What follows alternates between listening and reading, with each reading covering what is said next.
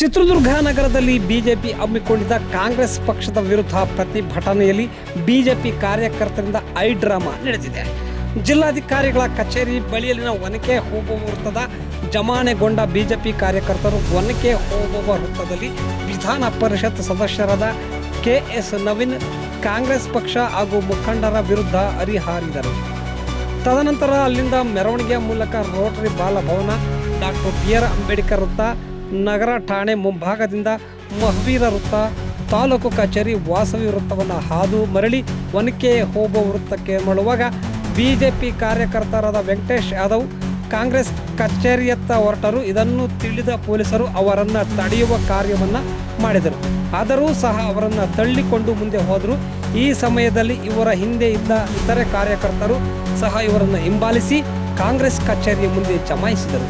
ಈ ಸಮಯದಲ್ಲಿ ಬಿಜೆಪಿ ಕಾರ್ಯದರ್ಶಿ ರೇಖಾ ಅವರು ಪ್ರತಿಭಟನಾ ಸ್ಥಳದಿಂದ ಕಾಂಗ್ರೆಸ್ ಕಚೇರಿಯತ್ತ ನುಗ್ಗುವ ಪ್ರಯತ್ನವನ್ನು ಮಾಡಿದಾಗ ಅಲ್ಲಿದ್ದ ಮಹಿಳಾ ಪೊಲೀಸರು ಅವರನ್ನು ತಡೆಯುವ ಕಾರ್ಯವನ್ನು ಮಾಡಿದರೂ ಸಹ ಬಿಡದೆ ರಸ್ತೆಯ ಮೇಲೆ ಬಿದ್ದು ಹೊರಳಾಡಿ ಕಾಂಗ್ರೆಸ್ ಪಕ್ಷದ ವಿರುದ್ಧ ಘೋಷಣೆಗಳನ್ನು ಕೂಗಿದರು.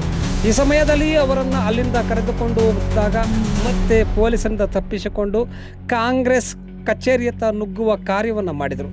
ಈಗ ಪೊಲೀಸರು ಅವರನ್ನು ಬಲವಾಗಿ ತಳ್ಳಿಕೊಂಡು ಹೋದರು. ಈ ಸಮಯದಲ್ಲಿ ಬಿಜೆಪಿ ಕಾರ್ಯಕರ್ತರು ಕಾಂಗ್ರೆಸ್ ಪಕ್ಷ ಮತ್ತು ಅದರ ಮುಖಂಡರ ವಿರುದ್ಧ ಘೋಷಣೆಗಳನ್ನು ಕೂಗಿದರು. ಪ್ರತಿಭಟನೆಯನ್ನು ನಡೆಸಿದ್ದ ಬಿಜೆಪಿ ಕಾರ್ಯಕರ್ತರನ್ನು ಪೊಲೀಸರು ಕಾಂಗ್ರೆಸ್ ಕಚೇರಿಯ ಮುಂದಿನಿಂದ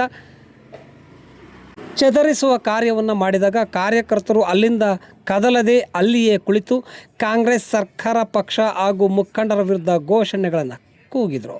ಈ ಮಧ್ಯದಲ್ಲಿ ಪ್ರತಿಭಟನೆಯಲ್ಲಿ ಇದ್ದಿದ್ದ ಭಿತ್ತಿಪತ್ರಗಳನ್ನು ಬಿಜೆಪಿ ಕಾರ್ಯಕರ್ತರು ಕಾಂಗ್ರೆಸ್ ಕಚೇರಿಯತ್ತ ತೂರಿದರು. ಆಗ ಸ್ವಲ್ಪ ಸಮಯ ಗೊಂದಲ ಉಂಟಾಯಿತು. ಬಿಜೆಪಿ ಕಾರ್ಯಕರ್ತರು ಪೊಲೀಸರು ಮಧ್ಯ ಮಾತಿನ ಚಕಾಮುಕಿ ಸಹ ನಡೆಯಿತು. ಕಾಂಗ್ರೆಸ್ ಕಚೇರಿಯತ್ತ ನುಗ್ಗಲು ಬಿಜೆಪಿ ಕಾರ್ಯಕರ್ತರು ಪ್ರಯತ್ನಿಸಿದ್ದಾರೆ. ಅದನ್ನು ತಡೆಯುವ ಕಾರ್ಯವನ್ನು ಪೊಲೀಸರು ಮಾಡುತ್ತಿದ್ದಾರೆ.